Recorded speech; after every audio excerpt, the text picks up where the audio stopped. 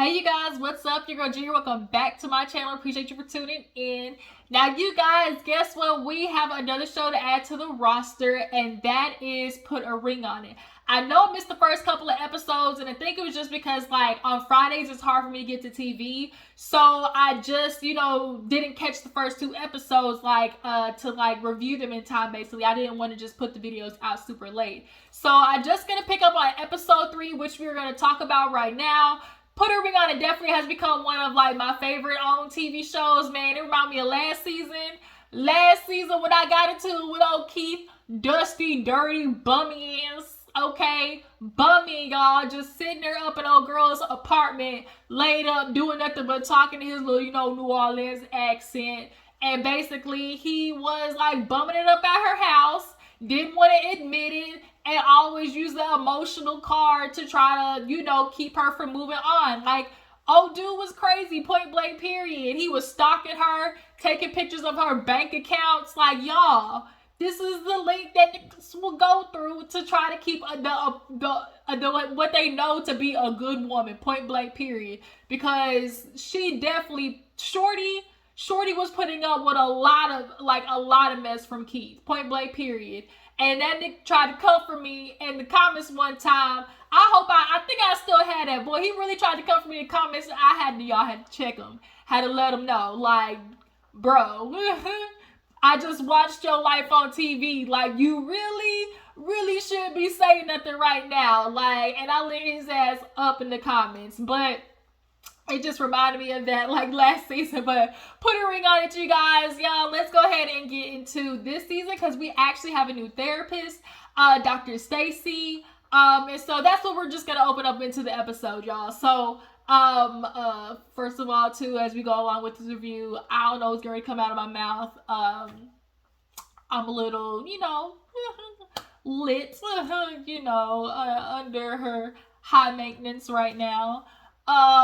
So yeah, just roll with me, y'all. I don't know what's going to come out of my mouth.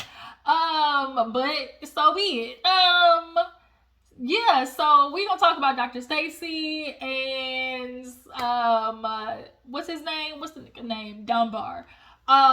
So y'all, I apologize for the hair too. It's just, I love when my hair just kind of naturally like this. And so I had it kind of just with a bang yesterday, but it's just with my headband today. So my hair is just going to be wavy and natural. And then by the next time my video, your girl's going to be permed up, okay?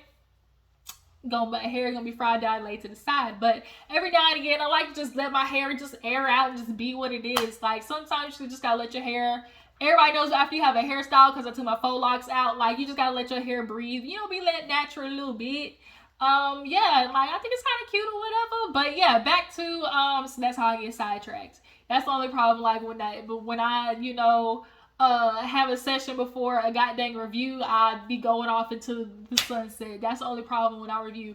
So focus, Angela, focus. Back to the show. Put a ring on it. I gotta train my mind. Put a ring on it. We were talking about Dunbar. Yes, Dunbar. The intro. That's what it was. Dunbar getting into the episode. Oh Lord, help me fix it, Jesus, please. Ooh, this review. Let me get through it, Lord. Okay. The start. Dunbar and Dr. Stacy. Okay, so the way the last episode ended, it was so dramatic. He started crying. We were okay, what's he gonna say that he hasn't told Chance before? So, we pick up where we left off, and Dunbar is just, just welled up crying. And we're just waiting to see what he says. And basically, he admits to, dealing with anxiety and depression, dealing with anger issues, and all of that being really stemmed from, his childhood. He grew up with a, typical angry father, and he took it out on his mother, and he witnessed nothing but anger and abuse. And, how he's now emoting that in his relationship is with that control. And Dr. Stacy's trying to get him to, recognize you may have these feelings, and it's amazing that you could admit that you had the courage to do that. But at the end of the day, now you're creating issues in your relationship based on that. And that's why he did what he did. You know, when her date came, like trying to control the situation, and you can't do that. And so, nonetheless, you know, Dunbar, you know, I'm glad Dunbar said what he said, because you know a lot of black men have the same issue of recognizing the emotion of anger. We know that's men's first, you know, emotion that they are attached to is anger.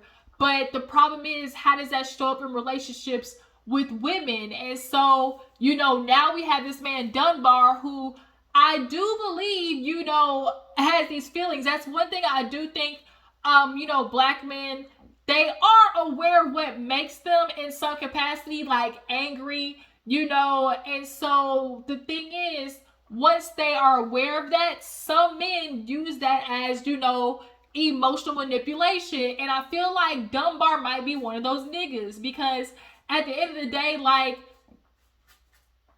when niggas mess up, and the way he explained it, how it showed up in his last relationship, because he was like, oh, you know, my last relationship, because he was like, you know, I don't know how to tell Chance that, because in my last relationship, basically, like, they left me when I had an outbreak. And I was like, why are you saying like I had an outbreak? Like, basically, you know, he is aware that he took his anger into his childhood.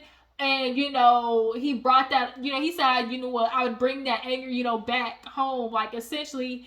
And so he was saying the last time he told somebody that, or last time he had an you know, this outbreak. And it's like, what do you mean outbreak? Like, so that means in some way you did something that was like, you know, was wrong in a way.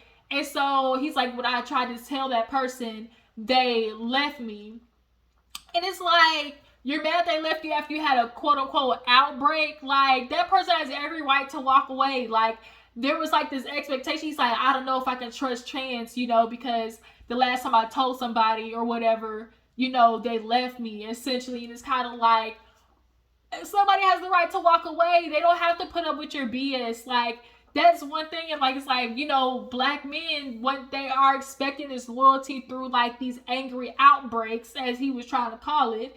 And, you know, how long do y'all expect, you know, women to put up with it? Especially like this idea of like black love or whatever, like black women putting up with, like, of course, the angry black man.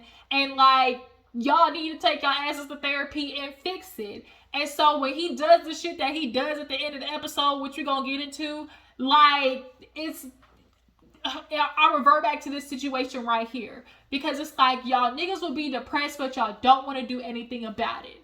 And then in the meantime, the woman's putting up with the aftermath, like the consequences, becoming collateral damage to y'all's, you know, emotional stuntedness. Okay, so she basically is like, you need to tell Chance, you know. He's like, I'm scared, but he's basically scared like he gonna run Chance off, essentially. And, you know, she's gonna leave him, and that's the why he's acting the way he's acting. And so she's like, well, you can't not tell her. Like, you know, he's like, oh, she's gonna, like, I'm scared she's gonna leave me. She's like, but it also bring you closer. They asses is just dumb. Like, when we get to the episode, like, y'all, when we get there, but nonetheless, let's get to the other couples. So we have Catherine and Ricky. We have Joya and Jasha. Okay, so Joya and Jasha, like, the fact, how of all like syllables and sounds, like, did they make it to each other? Joya and Jasha. That's just crazy. Very rare that couples names like line up.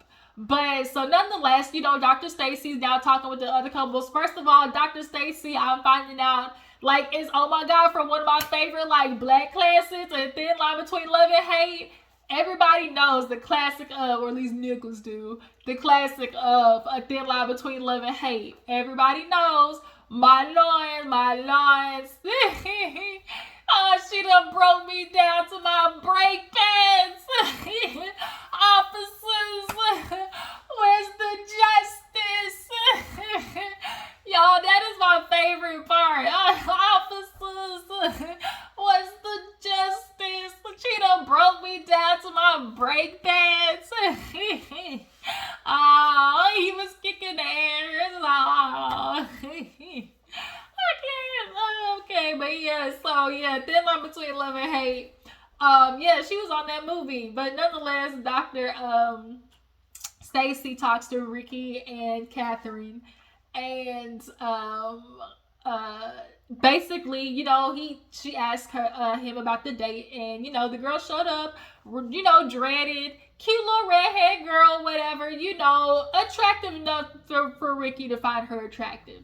So, so she basically asked him, how the date went, and basically he was like, the girl basically was like, said that she would be accepting of him staying at the baby mom's house or whatever. And Catherine's like, I remember saying the same thing, and then I became his girlfriend. And obviously, the story of baby daddy staying over at the baby mom's house is, a tale old as time, because at the end of the day, most times, if the baby daddy is staying at the baby mom's house, thinking like 9 times out of 10. And so like it's very rare that there is just, oh, we're co-parenting and we're trying to figure out this situation. Like it's very rare, but it's just the trust that has to be established for that to happen.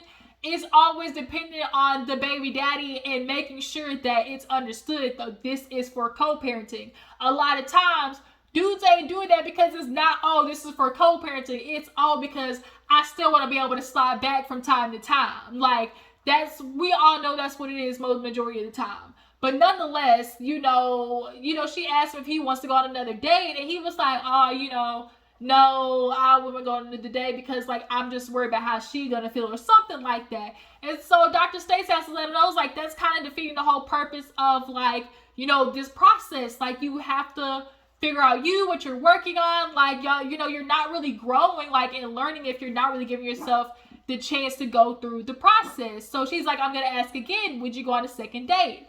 And he's like, well, if I was single, I would basically go out with her. So they're gonna go on another date.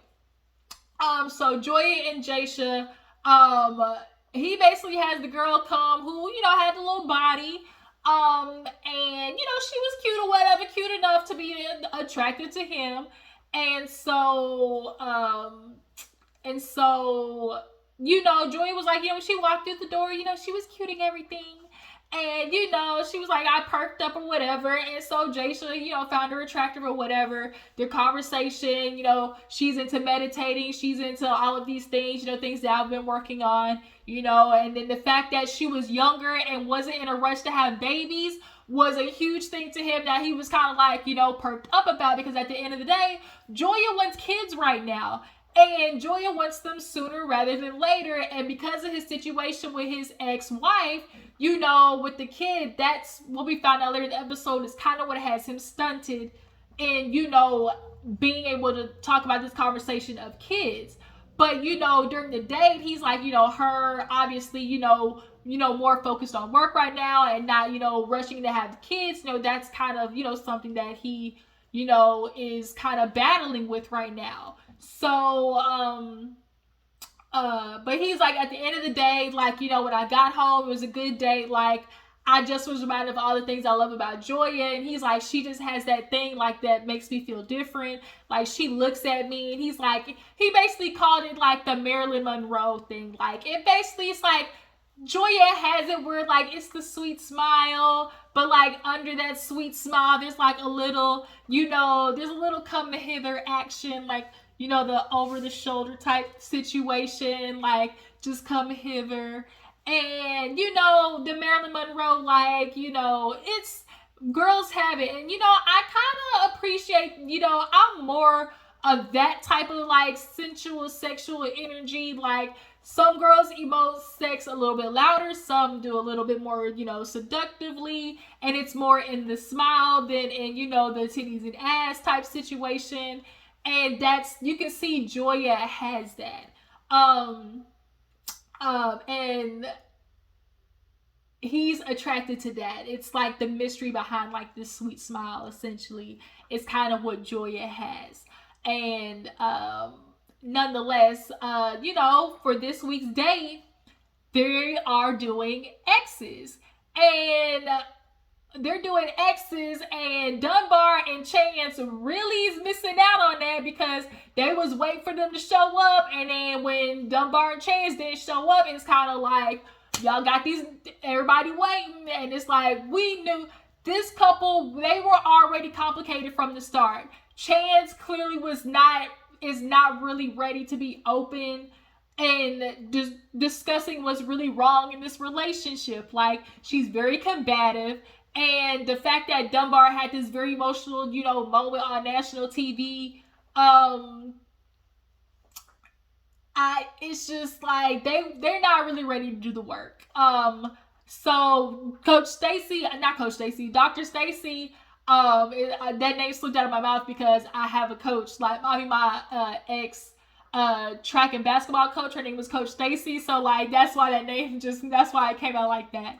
But Dr. Stacy, she, after everybody, leaves a little the session, she's calling them, they not answering, nobody's, and it's just like, okay, why are these two basically they just disappeared? Like, why they not answering nobody? But in the meantime, the exes for Joya and Jaisha, because they didn't want to, be involved in this, because they are, co-parenters and things like that, they both conveniently, Joya and Jaisha, the exes of each, because when they were told that they were doing exes, they was like, like for them, they was like, yeah, that's not gonna work. And so luckily they didn't have to deal with it. But as far as Ricky and Catherine, Catherine, definitely interested to see what her ex was, but Ricky, his ex obviously is his, ex-wife, his baby mom, so that's definitely gonna, be something to deal with, okay? So nonetheless, after, after Dr. Stacy, tries to reach Stacy and what's the nigga name? Dunbar, the wannabe Tay Diggs. He looked more like Floyd Mayweather, point blank period. That girl said, Tay Diggs, the lies you tell. We couldn't reach Chance or Dunbar, so we get into the dates. So Catherine and Ricky, they stay at their mama and daddy house, point blank period. I know they tried to say, like, they live in with him, and sometimes the brother stops by from time to time. Like, why everybody conveniently stopping by Ricky's house from time to time, and then the mama and daddy there? Like, girl, like, we get it. You ain't trying to sit there and admit that y'all live with y'all nigga mama and daddy. It's okay, girl. It's okay. But, like, is this really the life you want to live? Like, is this really the life you want to live? Okay, like, girl, like, she's comfortable. That's what it is. Like, they're both just comfortable. Like, this is what the situation is. They're both just comfortable. But nonetheless, the baby mom's,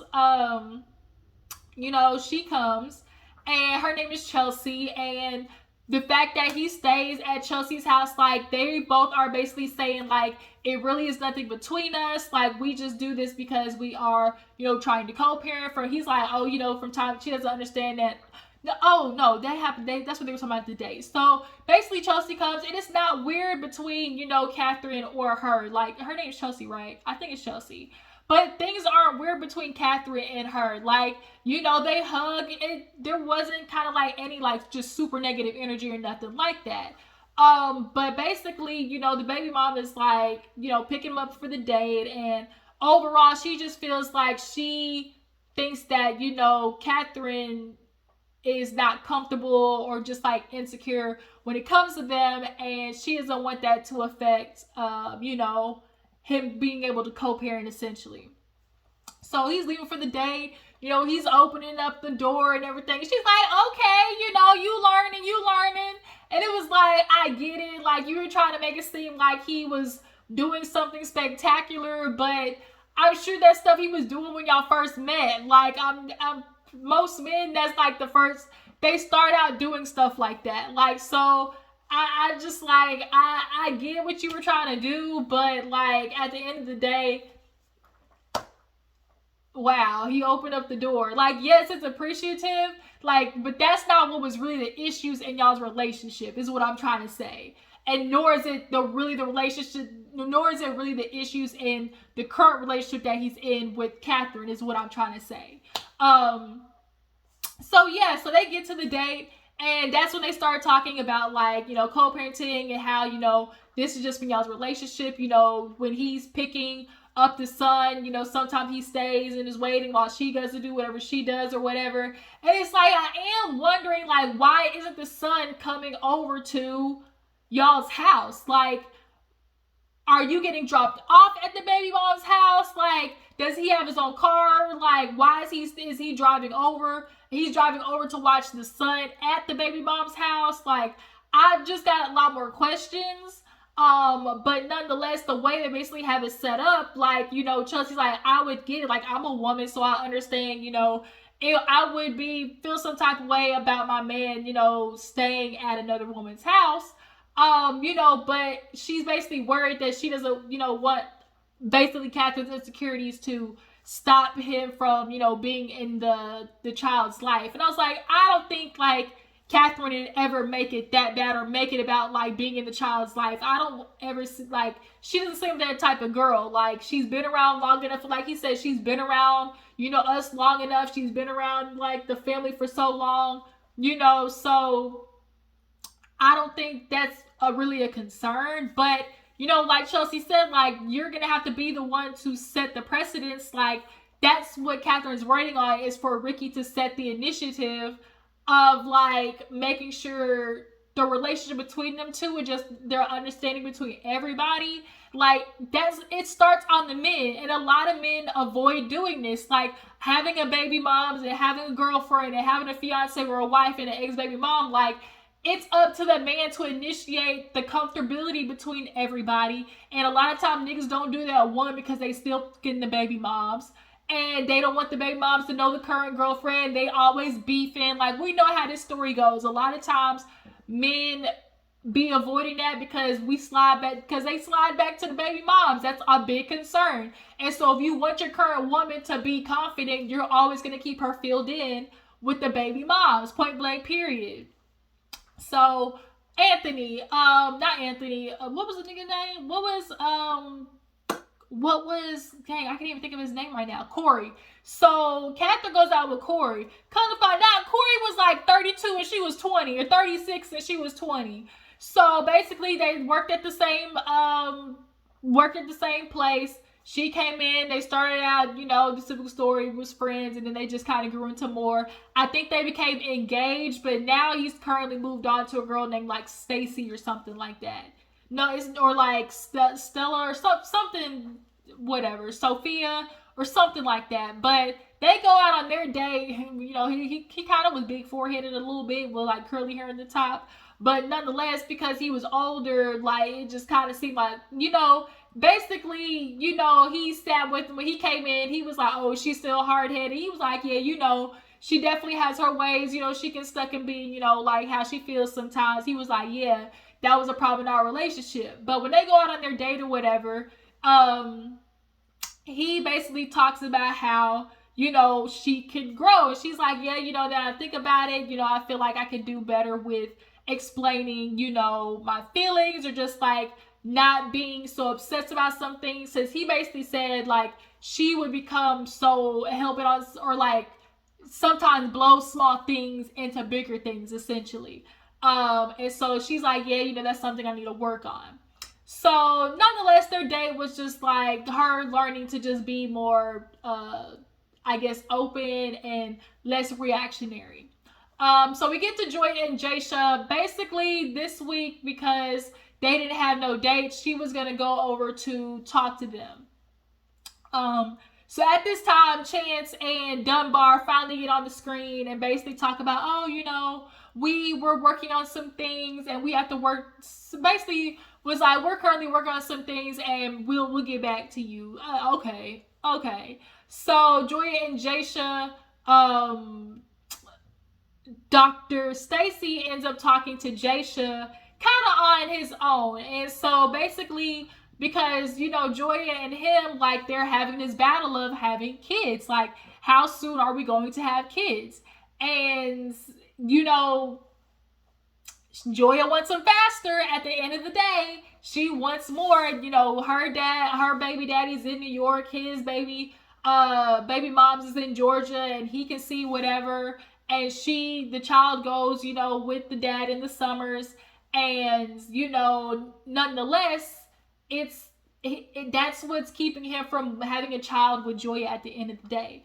But you know, Dr. Stacy talks to him alone, and he kind of reveals like, you know, I have this fear because of what I previously went through. And basically for him, it's like, I don't want to go through another situation of like having to co-parent. And you know, like at the end of the day, like you may feel that way, but you still can't hold this woman up. Like y'all have to have the tough conversation, like if you want kids.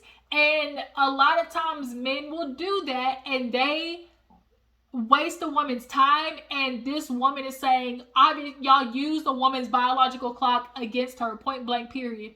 And now Joya is like wasting her time with a dude who clearly doesn't want kids. And I think Joya knows that, but doesn't want to cut the cord either. And so it's like, you can't do that. Y'all gotta have the hard conversation, especially if Joya wants kids. And it's obvious they're avoiding that conversation. It's obvious to me, or at least that's how I feel. But nonetheless, you know, that's what's keeping him from moving on. And you know, she's like, y'all gotta have the talk. So we get to the end of the episode, and we finally have Dunbar and Chance come in and, you know, try to explain what's going on. So Dr. Stacy's like, all right, y'all kind of went missing. Like, what's going on? Fill me in. And so, like, you know, we're just really, Dunbar takes charge at first. You know, we just really been sat back and thinking, you know, this process and what it's doing for us, you know. What did he say? He was like, yeah, you know, it's just maybe not a process for us. I'm like, oh no, they basically feel like we've gotten everything we need to have gotten from this process already. And it's kind of like, huh? Like, this is only the first day. What do you mean? Like, you're like, oh, like, we know basically we know what we need to work on at this point. And Dr. Stacy's like, wait a minute, we had such a big, you know, breakthrough, Dunbar. You know, you talked about how, you know, you talked about how, you know, you were dealing with mental health issues, you know, and, you know, how you needed to explain that to Chance, like, and he was like, yeah, you know, what did he say? He was like, yeah, you know, the things I need to work on, and understanding that I was, you know, having anxiety and I was depressed, and, you know, I just know that right now, you know, after talking to her, I just feel better, like it's all gone. And so she's like, what? At some point, he basically tried to say his depression and anxiety was gone, like he feels better all of a sudden. And it's like, that's not how depression and anxiety works. It doesn't just go away. Like, yeah, you're gonna have your highs and lows. Like, it doesn't just go away at all. And so the fact that he was like, after this one talk, everything just magically disappeared, it's just kind of like the lies you tell. Like, y'all really are not wanting to address the issues in y'all's relationship. And yeah, that's why y'all are gonna keep going through, you know, shit, really. But nonetheless, you know, she was like, wait a minute, like, huh? And so, she's like, well, how do you plan on moving on in this relationship when you said you didn't trust her? And so she's like, wait a minute, Chance got defensive. What do you mean he don't trust me? Is that what you said? Or is like she putting words in your mouth? And it was kind of like, oh, excuse me, why put words in my mouth? Like, the fact that she said it like that, like, first of all, she has not been feeling Dr. Stacy from the get-go, like, at all. She has been ready to go to defense of her man over Dr. Stacy, I tell you. But, you know, she's like, or she putting words in your mouth. And so, word for word, he was saying that he didn't trust. He was leaning more in, not that, he wasn't saying in the sense of like, he doesn't just straight up not trust Chance. It was like in a way of saying he doesn't trust being able to tell Chance the things about him. Like, trusting and telling her that is kind of what I was getting from it. But nonetheless, overall, I think Dr. Stacey is saying there still is just a distrust of her, period. Because at the end of the day, you couldn't even trust her enough to go on a date without trying to step in. So at the end of the day, it is overall like you don't trust this woman, now that I think about it. And so I think he doesn't want it to be just straight hard like that, because that is a little bit more pressure on what it is, on what they are trying to avoid, which is he don't trust her overall ultimately, and she's dealing with the control of that, which is why he's always controlling the things that she's doing like he's her damn daddy. But she was defensive. And she was like, well, Chance, you're just kind of betraying yourself too. What do you mean I'm betraying myself? Explain it to me. What do you mean I'm betraying myself? And so it was like, whoa, wait a minute. Like, oh, wait a minute. You need to bring it down. Okay. And at the end of the day, you're betraying yourself, because all the things that he told me that you're not acknowledging the red flags. It's not the things of like, oh, ignoring the red flags for you to go take off to the hills. It's like, these are the red flags you need to be able to stay. Like, you can't ignore these red flags. Like, people feel like you can stay in these relationships if I just ignore the things that, aren't working for me because I love them. Like, they're going to stop being red flags. And it's like, ma'am, like, Dunbar, you're doing the same thing. You're trying to run because now that you've divulged these issues that you have, it's like, let me run from this process so it doesn't make Chance want to run.